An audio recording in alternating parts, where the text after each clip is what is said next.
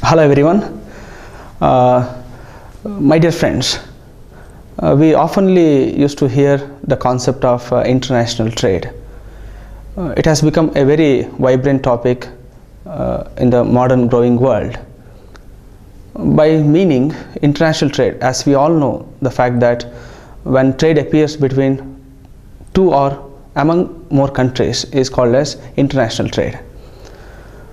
While having international trade, the country has to be very conscious in terms of various means of issues. To look into various international trade issues, we had lot many theories in the past. There are lot many theories have been developed to undergo with a very deep study regarding international trade. Such theories can be broadly classified into classical theories of international trade and modern theories of international trade. Under classical theories of international trade, we could see very two forms. One is developed by the father of economics, S.D.M.C, and another one is later on, or by later stage, it was developed by David Ricardo. It's also termed as a neoclassical theory of international trade. Today, I'm going to discuss with you people about the comparative cost advantage theory of international trade. Before going to examine about the comparative cost advantage theory of David Ricardo, we have to know about what actually the absolute cost advantage theory tells about.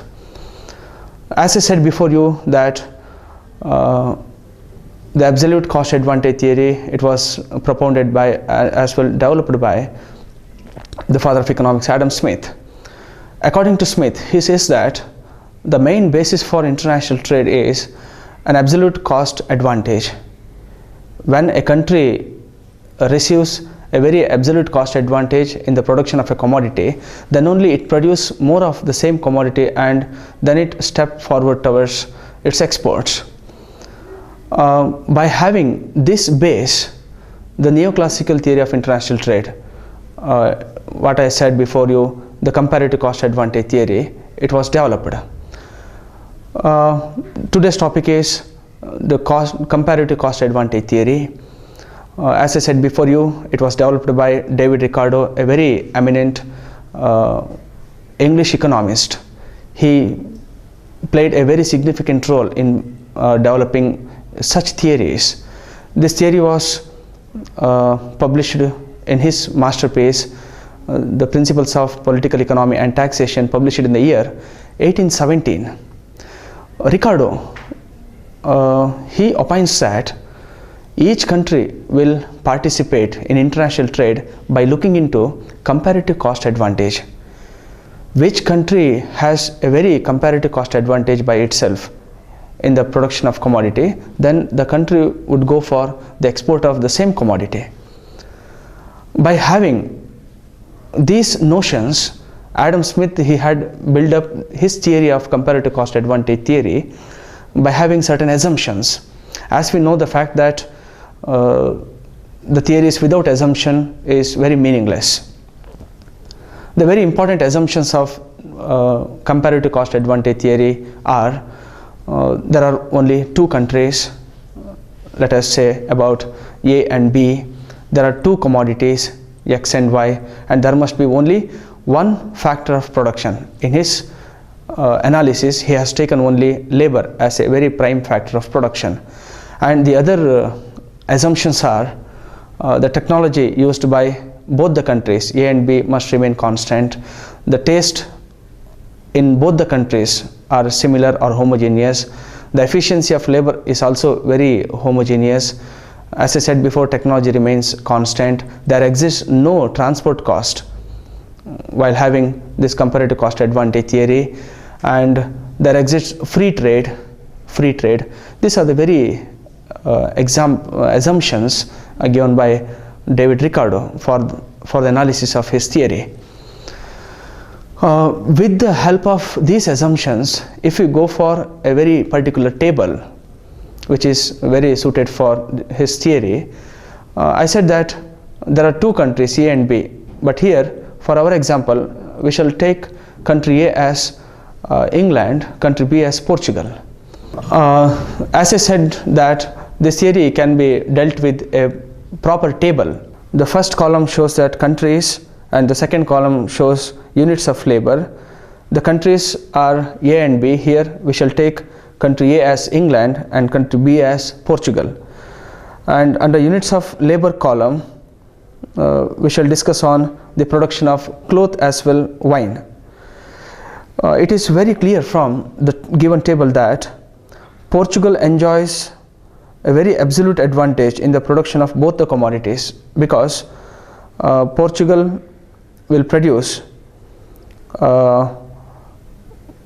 90 units of cloth as well 80 units of wine by using 1 unit of labor. On the other hand, England will produce 100 units of cloth and 120 units of wine with the help of a unit of labor. By looking at these two countries, we can say that Portugal has a very comparative cost advantage over both the commodity. But Portugal has a very great comparative advantage over England in the production of wine. This is because the cost of production of wine, that is 80 by 120, is less than the cost of production of cloth here, that is 90 by 100. Therefore, Portugal would benefit more by producing wine and exporting it to England, because it possesses a very greater comparative advantage in it. On the other hand, the cost of production of cloth in England is less, that is 100 by 90, as compared with wine, that is 120 by 80. Therefore, England would benefit more by producing cloth and exporting it to Portugal, because it possesses least comparative disadvantage in it. Thus, trade is beneficial for both the countries. After having the table, I hope you would be very clear about yourself that how best these theories help for the analysis of international trade. I hope that it would be very helpful for your future international trade analysis. But still, my dear friends, the theory, whatever propounded as well developed by David Ricardo, was very much acceptable as well accepted all over the world. But still, the theory had been criticized by many of economists. Though the theory has given very foundation for the development of further theories with respect to international trade, the economists like Burton, O'Hillin, Graham and other even economists, they criticized the theory given by David Ricardo. What was the criticism? The first criticism was unrealistic assumption of labor cost. You see, while analyzing the comparative cost advantage theory by David Ricardo, he has taken up only one factor of production, that is labor, but he has denied or ignored the other means of factors of production. As a matter of fact, it is very clear that we cannot possible to produce any of commodity only by using labor. We need to have the other factors of production like land, organization and other means of factors of production. So he denied the others. The another important criticism made on David Ricardo's theory was similar taste in both the countries. It is very impossible. The tastes are very much different from country to country. We never imagine, or we cannot possible to imagine the same level of taste and preferences of countries. As taste as well preferences changes, the preference for commodity would also change.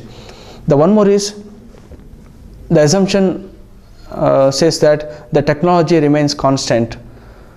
It is very impossible. As the country grows itself, the technology goes on changes. By changing technology, country would be benefited in the future. So he had denied this fact in his theory. And also he said that there exists free trade free trade in the sense free movement of goods and services between or among countries. But in modern times, it becomes very impossible for any country to have a trade relation very freely.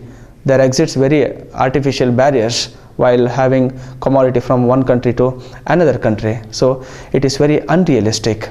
So these are the very criticisms laid down by many of modern economists with respect to the theory given by David Ricardo.